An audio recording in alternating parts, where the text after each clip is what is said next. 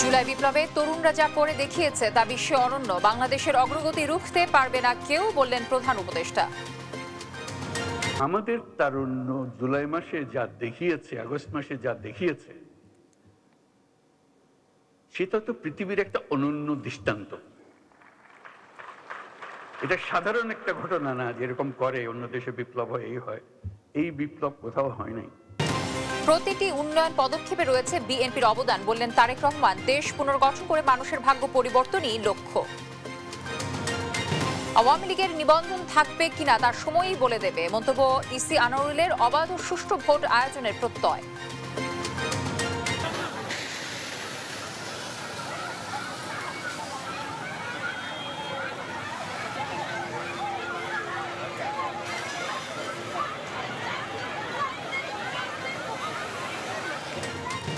চাকরি ফিরে পেতে বাদ পড়া শিক্ষকদের সচিবালয় অভিমুখে পদযাত্রা, পুলিশের লাঠিচার্জ, জলকামান ও টিয়ার গ্যাস নিক্ষেপ।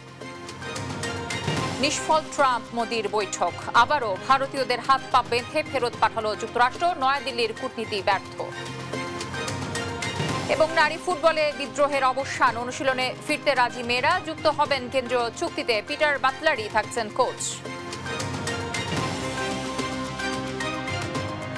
দর্শক, আমন্ত্রণ সংবাদ রাতে, শুনছিলেন সংবাদ শিরোনামগুলো। আপনাদের সঙ্গে রয়েছে আমি তানজিয়া জুথি।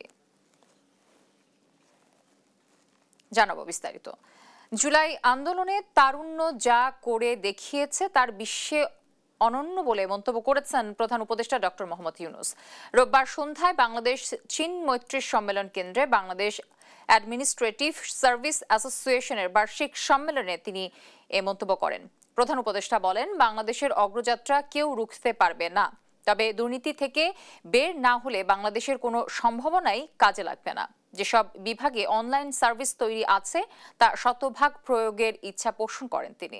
বিস্তারিত সাদ আহমেদের রিপোর্টে।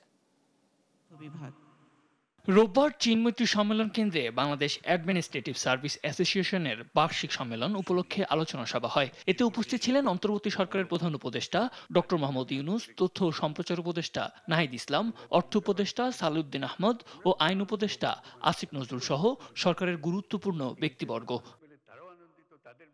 অনুষ্ঠানে অর্থ উপদেষ্টা সালেউদ্দিন আহমদ বলেন, স্থানীয় পর্যায়ে প্রশাসকদের সহযোগিতা পেলে মূল্যস্ফীতি অনেকাংশেই কমানো সম্ভব। একই অনুষ্ঠানে আইন উপদেষ্টা বলেন, অনেকেই সেবক হয়ে মালিকের মতো আচরণ করেন। মনে রাখতে হবে, আমরা জনগণের সেবক। মূল্যস্ফীতি কমছে না, হচ্ছে না, এটার কিন্তু সবচেয়ে বড় একটা হলো লোকাল লেভেল যে মনিটর, লোকাল লেভেল যে একটু করা, সেইটা আপনাদের যারা বিশেষ করে ম্যাজিস্ট্রেট যারা আছে একটু দেখভাল করলে কিন্তু আমাদের মানুষের জীবনের কষ্ট অনেক লাঘব হয়। আমরা সবাই সেবক, জনগণের সেবক, তো আমরা অনেকেই জনগণের মালিকের মতো আচরণ করি এবং এই অভিযোগ সরকারি কর্মকর্তাদের কারো কারো ক্ষেত্রেও রয়েছে। একই অনুষ্ঠানে বিগত ফ্যাসিস্ট আমলে ভোট ডাকাতিতে প্রশাসনের সম্পৃক্ততা ও সহযোগিতার কথা স্মরণ করে কর্মকর্তাদের উদ্দেশ্যে তথ্য উপদেষ্টা নাহিদ ইসলাম বলেন, নির্বাচনের সময় একটি বড় চ্যালেঞ্জ সামনে আসবে। এবং আপনাদেরকেও এটা দৃঢ়ভাবে বলতে হবে যে একটা সরকার, একটা দল কিভাবে এই প্রশাসনকে, রাষ্ট্রীয় প্রতিষ্ঠানকে দলীয়করণ করেছে, এর বিচার আপনাদেরকেও চাইতে হবে। এবং আমি মনে করি যে আমাদের এমন সংস্কার করতে হবে যাতে ভবিষ্যতে কোনো সরকার এসে এই কাজ করার দুঃসাহস না দেখায়। অনুষ্ঠানে প্রধান অতিথির বক্তব্যে প্রধান উপদেষ্টা বলেন, বাংলাদেশ ভৌগোলিক ও জনসম্পদের দিক থেকে সম্ভাবনাময় অবস্থানে রয়েছে, তবে দুর্নীতি দূর না হলে কোনো সম্ভাবনাই কাজে লাগবে না। দুর্নীতি থেকে আমাদের বের হতে হবে এবং শিগগিরই হতে হবে। অপেক্ষা করলে হবে না। অপেক্ষা করলে এই আমাদের সমুদ্র কোনো কাজে লাগবে না, আমাদের পর্বত কোনো কাজে লাগবে না, আমাদের তরুণদেরকে আমরা জাহান্নামে ফেলে দিলাম, তারা কোন জাহান্নামে চলে আসলো, এটা কারো মুক্তি পাবে না। আমাদেরকে আজকে প্রতিজ্ঞা নিই, আমরা এই ঘাত থেকে মুক্ত হব, সুস্থ হব। আমাদের কেউ দুর্নীতির দায়ে কেউ আমাদেরকে অভিযুক্ত করতে পারবে না। এইরকম সরকার চালাবো, এরকম সমাজ চালাবো। এ সময় জুলাই আন্দোলনে দেশের তারুণ্য যা করেছে তা পৃথিবীর বুকে দৃষ্টান্ত স্থাপন করেছে উল্লেখ করে তিনি বলেন, এই তারুণ্যের শক্তি কাজে লাগাতে হলে দুর্নীতি থেকে দেশকে বের হয়ে আসতে হবে। একই সঙ্গে দেশকে দুর্নীতিমুক্ত করার অঙ্গীকার করতে সবার প্রতি আহ্বান জানান। সুযোগ আমরা সাদ আহমেদ, দেশ টিভি, ঢাকা। এদিকে 3 দিনের জেলা প্রশাসক সম্মেলনে উদ্বোধন অনুষ্ঠানে প্রধান উপদেষ্টা ডক্টর মোহাম্মদ ইউনূস বলেছেন, দেশের নাগরিকদের নিরাপত্তা নিশ্চিত করা সরকারের সর্বোচ্চ অগ্রাধিকার। সবাইকে টিম হয়ে কাজ করার নির্দেশনা দেন তিনি। এ সময় আইনশৃঙ্খলা পরিস্থিতি স্বাভাবিক রাখার পাশাপাশি পণ্য মূল্য নিয়ন্ত্রণে মাঠ পর্যায়ে ব্যবস্থা নেয়ার তাগিদ দেন প্রধান উপদেষ্টা। আগামীতে পাসপোর্ট করতে পুলিশ ভেরিফিকেশন লাগবে না বলেও জানান তিনি। ফজলা আদিত্য রিপোর্ট।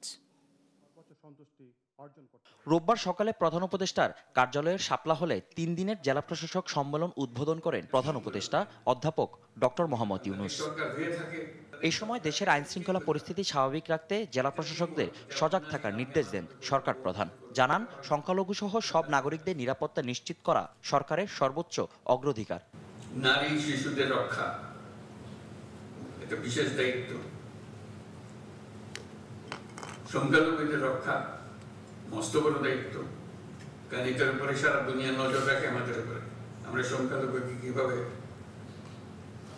তাদের সঙ্গে ব্যবহার করছি, একটা ছোট্ট ঘটনা সারা দুনিয়াতে বিশাল হয়ে যায়। আমি সেই ভয়ের জন্য তাকে শান্তি শৃঙ্খলার কথা বলছি। এটা আমাদের দায়িত্ব, সরকারের দায়িত্ব হলো সকল নাগরিকের সুরক্ষা বিধান করা।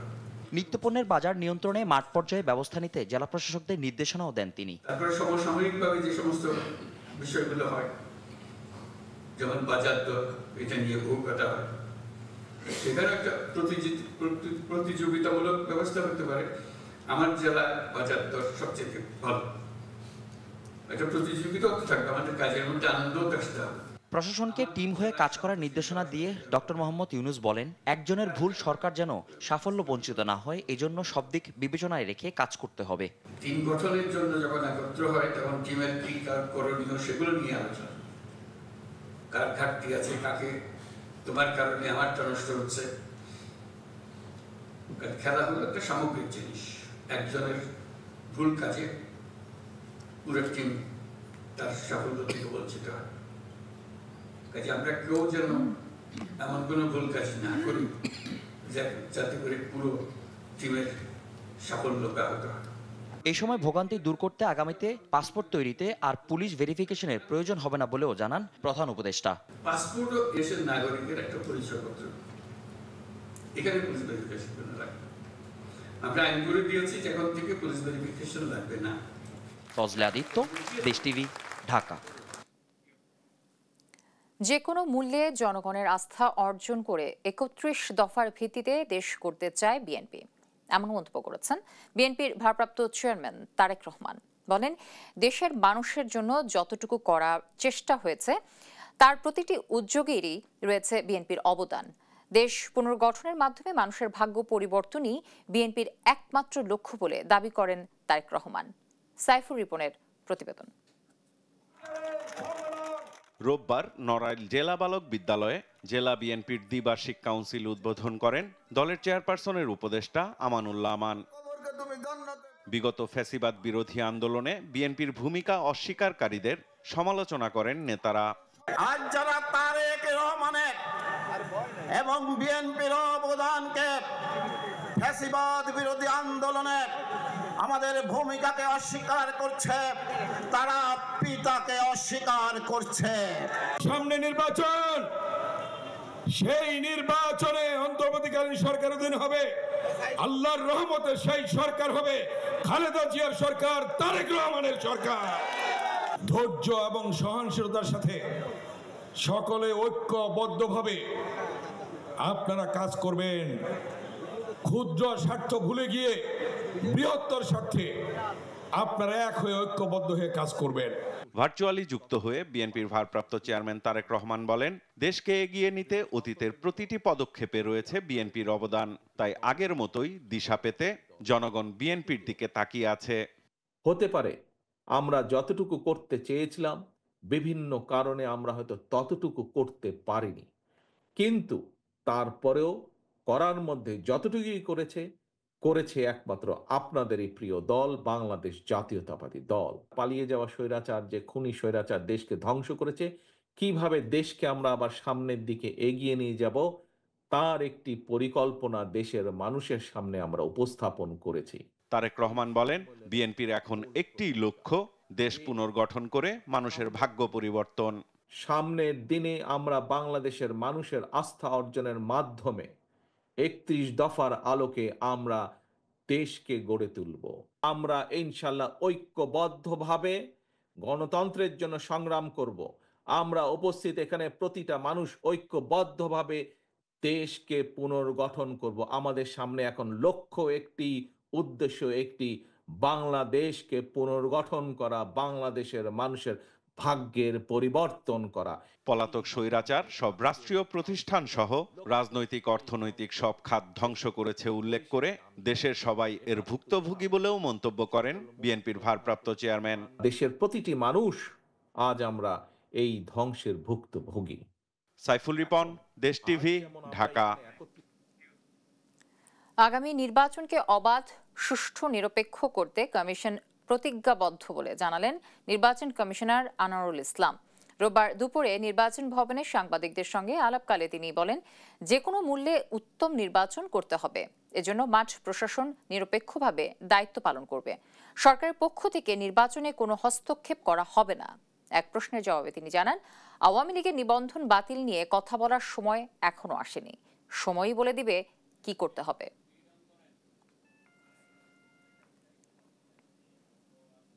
সীমানা নির্ধারণের যে বর্তমান যে আইনটা, সেই আইনটা যদি কিছু পরিবর্তন না হয় তাহলে যেরকম আছে সেরকমই থাকবে। এবার যেহেতু আমরা একটা অবাধ, সুষ্ঠু, নিরপেক্ষ, স্বচ্ছ নির্বাচনের জন্য প্রতিজ্ঞাবদ্ধ এবং এই নির্বাচন না হওয়ার কোনো বিকল্প নেই, একটা উত্তম নির্বাচন করতে চাচ্ছি আমরা এবং যে কোনো মূল্যে এটি করতে হবে। আগামী নির্বাচনের আগে কেউ ক্ষমতার অপব্যবহার করলে দেশে আরেকটি গণবিপ্লব ঘটতে পারে বলে হুঁশিয়ারি দিয়েছেন জাতীয় নাগরিক কমিটির মুখ্য সংগঠক সার্জিস আলম। জানান, ফ্যাসিস্ট বিরোধী ছাত্রদের নতুন রাজনৈতিক দল সব শ্রেণী পেশার মানুষের জন্য উন্মুক্ত থাকবে এবং চলতি ফেব্রুয়ারিতেও চলবে দলের ঘোষণা দেওয়া হবে। নারায়ণগঞ্জের সোনারগাঁয়ে এক ক্যাম্পেইনে এসব কথা বলেন তিনি। সার্জিস আলম আরও বলেন, যারা গণ অভ্যুত্থানে নেতৃত্ব দিয়েছেন তারাই নতুন বাংলাদেশকে নেতৃত্ব দেবেন।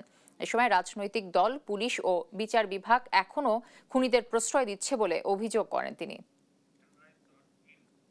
আমরা আমাদের জায়গা থেকে একটা জিনিস বলি, ছাত্র জনতা ক্ষমতামুখী না। ক্ষমতামুখী যদি হতো, 5ই আগস্টে ছাত্র জনতা যদি নির্ধারণ করত এই ছাত্র জনতাই সরকার গঠন করবে, বাংলাদেশের কোন রাজনৈতিক দলের তার বিপক্ষে গিয়ে কথা বলার মতো স্পর্ধা ছিল না। কিন্তু আমরা ওই 5ই আগস্টে বিজয় নিশ্চিত হওয়ার সাথে সাথে বাংলাদেশের সকল রাজনৈতিক দলের প্রধানদের সাথে কথা বলেছি। আমরা এই অভ্যুত্থানে ফ্যাসিস্ট বিরোধী আন্দোলনে যত অংশীদার ছিল সবার সাথে কথা বলেছি। সবার মতামতের ভিত্তিতে এই উপদেষ্টা মণ্ডলী হয়েছে। তাই আমরা 1 থেকে 36 জুলাই পর্যন্ত প্রতিটি সংবাদ মাধ্যমের ভূমিকা ডকুমেন্টেশন হবে বলে জানিয়েছেন প্রধান উপদেষ্টার প্রেস সচিব শফিকুল আলম। জাতীয় প্রেস ক্লাবে এক আলোচনা সভায় তিনি আরও বলেন, গেল 15 বছরে ঘটে যাওয়া বড় বড় ঘটনায় সংবাদ মাধ্যমের ভূমিকা খতিয়ে দেখে সবাইকে কাঠগড়ায় দাঁড় করাতে হবে। তাইফুর রহমান তুহিনের প্রতিবেদন। জাতীয় প্রেস ক্লাবে গণমাধ্যমের ফ্যাসিবাদী বয়ান ফিরে দেখা 1 থেকে 36 জুলাই শীর্ষক এই আলোচনা সভা।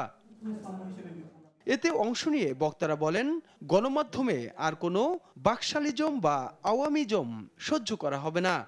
আবার যদি ধূম্রজাল তৈরি করবার চেষ্টা করেন, যেসব গণমাধ্যম করেছেন অতীতে, তারা যদি সেই কাজটি আবার করেন তাহলে তাদের বিরুদ্ধে আমাদের ব্যবস্থা নিতেই হবে। বাংলাদেশের গণমাধ্যম এখনো ফ্যাসিবাদের দোষরদের হাতে, বাংলাদেশের গণমাধ্যম এখনো পরাধী। জার্নালিজমের নাম করে ইন্ডিয়ালিজম প্রতিষ্ঠা করার যে ষড়যন্ত্র, এটা আমরা রুখে দেব। প্রধান অতিথির বক্তব্যে প্রধান উপদেষ্টার প্রেস সচিব শফিকুল আলম বলেন, শুধু জুলাই আগস্টই নয়, যেসব গণমাধ্যম গেল 17 বছর ধরে সরকারের অপকর্মের পক্ষে বয়ান তৈরি করেছে, তাদের বিষয়ে একটি ডকুমেন্ট তৈরি করতে হবে।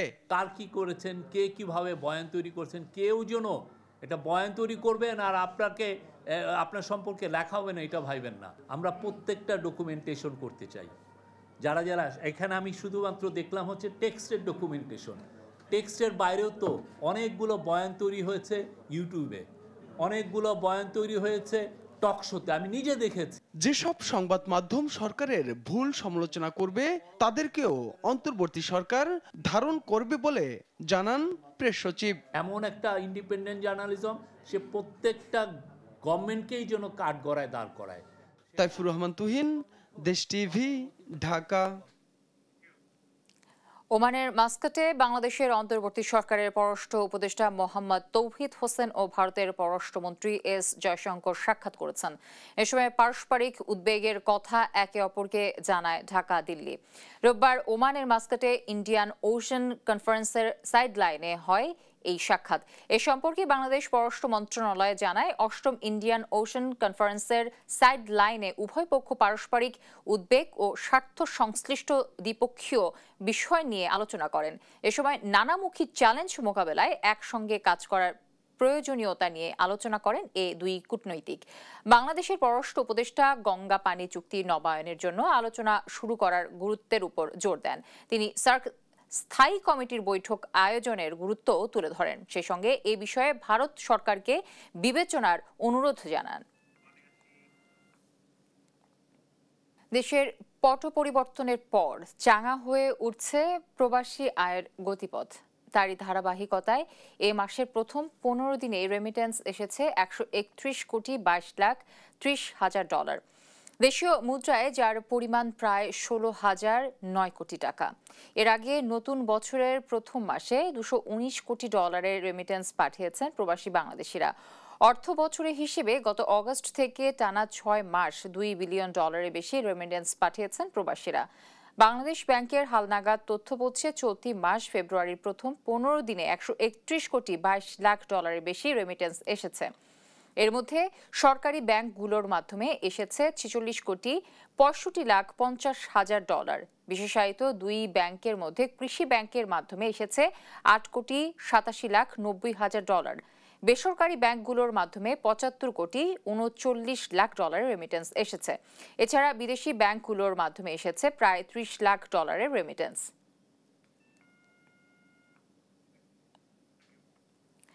চাকরি ফেরত পাওয়ার দাবিতে প্রাথমিকের বাদ পড়া শিক্ষকদের সচিবালয় ঘেরাওয়ের চেষ্টা পণ্ড করে দিয়েছে পুলিশ। শাহবাগ থেকে মিছিল নিয়ে শিক্ষা ভবনের সামনে পৌঁছলে জল কামান থেকে পানি ছিটিয়ে এবং টিয়ার গ্যাস নিক্ষেপ করে তাদের ছত্রভঙ্গ করে দেওয়া হয়। আরও জানাচ্ছেন এনআই নাহিদ। রোববার বিকেলে সরকারি প্রাথমিক বিদ্যালয়ে চাকরি ফিরে পেতে আন্দোলনরত বাদ পড়া শিক্ষকরা শাহবাগ থেকে সচিবালয় অভিমুখে পদযাত্রা করে। শিক্ষা ভবনের সামনে তাদের আটকে দেয় পুলিশ। এতে আন্দোলনকারীরা সড়কে বসে পড়লে তাদের উপর জলকামানে পানি ছিটিয়ে ও টিয়ার গ্যাস নিক্ষেপ করে ছত্রভঙ্গ করে দেয় পুলিশ। শান্তিপূর্ণ কর্মসূচিতে হামলা চালানোয় ক্ষুব্ধ প্রতিক্রিয়া জানান আন্দোলনকারীরা। পানির ঝাপটাটা সহ্য করতে পারি না, আমি ওখান থেকে এই অবধি এসেও নিজেকে কন্ট্রোল করতে পারি না, আমি পড়ে গেছি।